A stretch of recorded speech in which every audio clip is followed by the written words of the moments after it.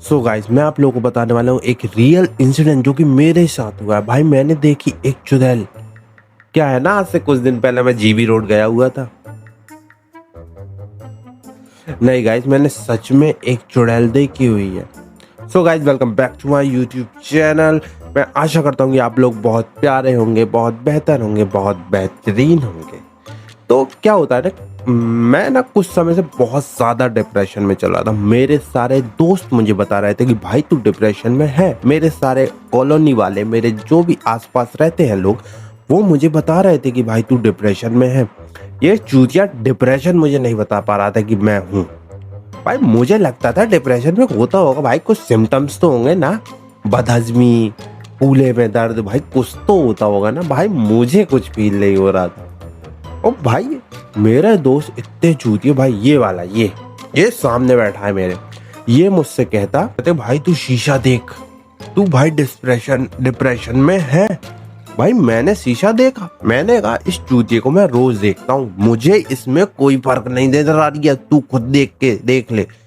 भाई ये बंदे मुझे डिस्प्रिन की गोली खिला रहे थे। कहते भाई इससे डिप्रेशन खत्म हो जाता है। अब मैंने कैसे समझाऊं कि डिस्प्रिन खाने से डिप्रेशन खत्म नहीं होता, उसके लिए जहर खाना पड़ता है। भाई मुझे लगा कि अब मुझे ये बहुत ज्यादा हो रहा, अब मुझे किसी वाजिद इंसान से पूछना पड़ेगा जो कि मुझे बहुत अच्छे से जानता हो कि क्या उनको भी ऐसा लगता है। तो मैं फैसला किया कि मैं अपनी माँ से पूछूंगा कि मम्मी आपको भी ऐसा लगता है क्या। तो मैं अपनी माँ के पास गया, मैंने उनसे पूछा मम्मी क्या आपको भी ऐसा लगता है क्या मैं हूँ क्या। तो मम्मी ने कहा क्या लोड़ू मैं। भाई दुनिया जहान का वो चलता है भाई, मम्मी के मुंह से सुन के बहुत ही ज्यादा बुरा लगता है। मैंने कहा नहीं, डिप्रेशन में लगता हूँ क्या मैं तुम्हें डिप्रेशन में। मम्मी कहती नहीं, तुम डिप्रेशन में नहीं हो, तुम्हें गर्राहट है, गर्राहट जो तुम्हें ऐश की जिंदगी मिली है ना, उसका गर्राहट है तुमको। भाई मैं मजदूरी करता हूँ सुबह से शाम तक, तो मेरे इस तरीके के लगने का कारण ये था कि मैं ना रात में सो नहीं पाता था, मुझे रात में नींद आती ही नहीं थी। तो मैं रात के 2-2, 3-3 बजे घूमने निकल जाया करता था, ऐसे ही कहीं भी फालतू में घूमता रहता था।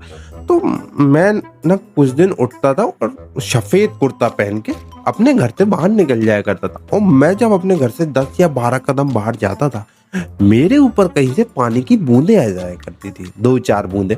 तो मैं उसे इग्नोर करता था, लेकिन धीरे धीरे करके वो 2-4 बूंदें 6-7 बूंदों में टपकने आने लगी। तो मैंने कहा चलो होगा कुछ, कहीं से पानी लीकेज कर रहा हो। मैं चुपचाप चला जाया करता था। भाई एक दिन मैं उठा, मैं गया तो हमारे घर से करीब थोड़े दूर एक बहुत पतली सी गली है, तो मैं उसमें से जा रहा था। भाई मैं दबे पांव जा रहा था, मैं अकेला था उस समय, क्योंकि रात के 3 से 4 बज रहे थे उस टाइम पे। तो मैंने सामने देखा एक लड़की मेरी तरफ आ रही है। भाई मैं देख के चौंक गया, मैंने कहा इतनी रात में ये कौन है। मैं चुपचाप चला जा रहा, मैंने सोचा कि भाई देख, आज तो तू गया, बस उसकी तरफ मत देखियो, उसकी तरफ देखना ही नहीं है। भाई मैं चलता जा रहा, वो मेरे नजदीक आती जा रही, मैं भी उसी की तरफ जाता जा रहा।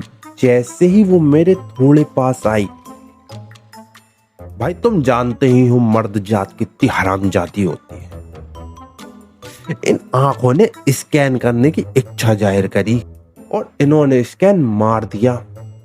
सच बताऊं भाई, उस लड़की को देख के मेरी कान फट गई थी। दूसरे दिन टेलर के पास जाना पड़ा था सिलवाने के लिए, इतना भयंकर दृश्य देखा था मैंने भाई उसकी तरफ देख के। भाई एक तो वो मेरे नजदीक आई, उसके एक हाथ में बोतल थी और दूसरे हाथ में एक लकड़ी रखी हुई थी। भाई उसने एकदम से वो दोनों छोड़ दिए, मेरे मुंह से हालेलुया निकल गया। मैंने कहा हमारे वाले तो ओवर पावर्ड हो जाएंगे, उस बहन का भी तो घर बार है।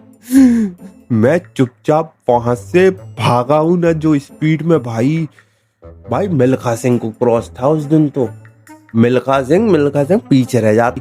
मैं बहुत तेज भागा, मैं पहुंचा एक जगह पे, से दुकान के यहाँ चाय बन रही थी, तो मैं वहां पहुंच गया। मैंने जल्दी से सुबह होने का इंतजार किया और अपने सारे दोस्तों को फोन किया। मैंने कि भाई जल्दी आ जाओ भाई, मुझे कुछ ठीक नहीं लग रहा, मुझे बिल्कुल सही नहीं लग रहा। भाई ये लोग आए, मैंने इन लोगों को पूरा इंसिडेंट बताया।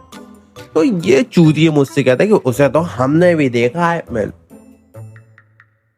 तुमने कब देख लिया? कहते हमारी गली में से रोज रात को निकलती है, हम उसके ऊपर थूकते हैं। पहले मैं थूकता था, आजकल मैंने इन दोनों को भी बुलाना चालू कर दिया, तू भी आ जाना।